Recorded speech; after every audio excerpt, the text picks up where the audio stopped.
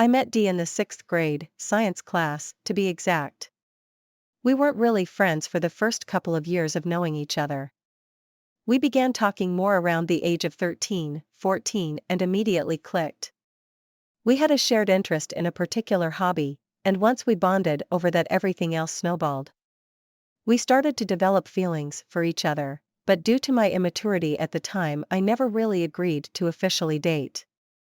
I will spare the details, but unfortunately, we had a very painful falling out, and by the time high school came around, we were no longer speaking. We did eventually reconnect, but that was followed by several instances of going back and forth between being inseparable to no contact. It was always rooted in D's inability to be my friend because he still had romantic feelings for me, and it made things difficult for him. D moved across the country not long after we graduated high school, and any contact we had going forward was always virtual. We finally got to a point where it seemed like it was possible for us to be just friends. I got into a long-term relationship and D was dating other people as well. My long-term relationship turned into a marriage, and I've now been with my husband, M, for a total of 6 years. After a couple of years of being married, feelings for D began to resurface. We would talk and text all the time. There were a lot of flirtatious messages being sent. Several times I found myself wanting to cross the line completely. D and I had never been physical intimacy together, and I found myself longing for that sort of encounter with him more and more. I think we both knew what we were doing was wrong. At that point, it was pretty much a case of emotional cheating. So we went no contact again and stayed that way for quite some time. Until recently. I got a new job last year where I've had several opportunities to travel for work. I was recently asked to go to Phoenix for a 2-month assignment. Phoenix is where D lives. I hadn't seen him in 10 years, which feels crazy to put into words. I fought with myself not to reach out, but I couldn't help it in the end. I surprised him by showing up to his job. He owns a small cafe, with a couple of things I had collected over the years that I always wanted to give to him. Understandably, he was in shock to see me standing there in the flesh, and I can say I practically felt the same way seeing him. I couldn't really get a read on how he felt about seeing me after so long, but I gave him the name of my hotel, and told him I'd be in the restaurant at 5 p.m. if he wanted to catch up over dinner. He came and we had such an amazing time chatting, reminiscing, laughing. 2 hours flew by, and I didn't want it to end. I asked if he wanted to come hang out in my hotel room for a while. I told myself that it was possible for us to just enjoy each other's company without crossing a boundary, but deep down I wanted to take it a step further. We hung out for a few more hours, drinking and laughing. Eventually we got tired. I laid down to close my eyes for a few seconds, and he did the same. We inched closer together until we were basically spooning, and after a few minutes of laying like that, I could feel him getting hard. I was so incredibly turned on, I really couldn't resist. I turned around and kissed him, and I'm sure you can guess what happened next. It was honestly the best intercourse of my life. I can't even describe what it felt like having him inside of me for the first time. Everything about it was absolutely perfect, from the pace to the rhythm, the foreplay, everything. His hands on my body felt like electricity. I never finished like that until I was with D. From then on, we saw each other almost daily. We continued to sleep together, and each time felt just as good, if not better. Of course, in the back of my mind, I felt tremendous guilt, knowing that I was betraying my husband in the worst way possible. But it just felt too good to stop. Even writing this out now makes me feel a certain way. I got home from my work trip 3 weeks ago, and my husband doesn't have a clue as to what went on in Phoenix. I know I should end things with M, but I'm scared to actually do it.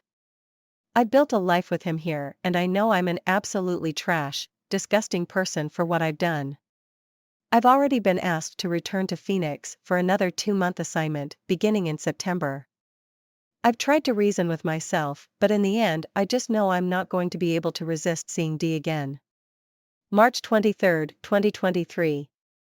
My husband and I have had this ongoing debate for the entirety of our relationship. When he makes pasta, he will mix the noodles and sauce together straight away.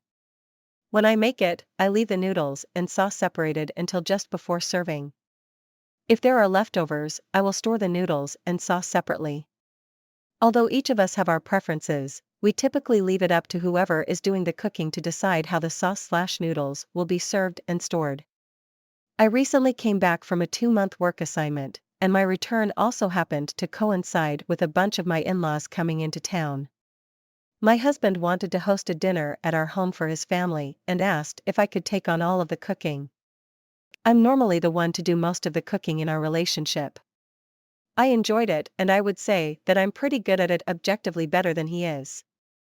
I've been complimented many times from many different people over different meals I've made.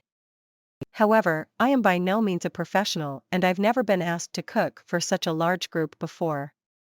I wasn't totally comfortable with taking on that role for this occasion, and plus I kind of wanted to chill and be lazy for a while after being away for work for an extended period of time. But my husband really wanted to impress his family, so I begrudgingly agreed. I ended up making several different dishes, one of those being a bolognese sauce with pappardelle noodles. I made sure to plate it up really nice and topped it with freshly grated Parmesan cheese and basil. Everyone seemed to enjoy it. Later that evening, my husband pulled me aside and was clearly unhappy that I hadn't mixed the noodles and sauce all together. His reasoning is that he and his entire family prefer everything mixed, and that I should have made it according to their preferences since I knew that. He said it made no sense to make it according to my preferences when I was the only person out of 15 that liked it that way. I told him if it were really that big of a deal, that he should have taken on all of the cooking. We went back and forth for a bit, and I finally said, if I'm the one cooking, then I'm going to make it the way that I think is best. I don't care what everyone else's preferences are. That irritated him even further, and he basically expressed that he thinks I was being rude and inconsiderate. It's not like I ignored anyone's dietary restrictions, there were none. Cooking a multiple-course meal by yourself for a large group is a lot of work, and the fact that he had the audacity to complain about noodles and sauce is beyond irritating. It's been a couple of weeks since this has happened, and I haven't been cooking our dinners as I normally do. I told my husband that since he seems to be such a picky eater, he can figure it out himself.